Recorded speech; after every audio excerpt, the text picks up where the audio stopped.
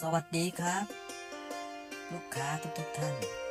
อันนี้คือทะเลหมอกนะครับเฮือนอาปาม่อนกุกกัก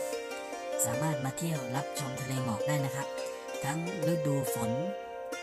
ฤดูไฮซีซั่นคือฤดูหนาวหมอกฟุ้งอย่างนี้เลยนะครับหาชมได้ยากนะครับมีแค่ไม่ถึง10แห่งในประเทศไทยนะครับที่นี่คือม่อนกุกกักเฮือนอาปาครับมาทั้งเป็นกลุ่มเป็นคู่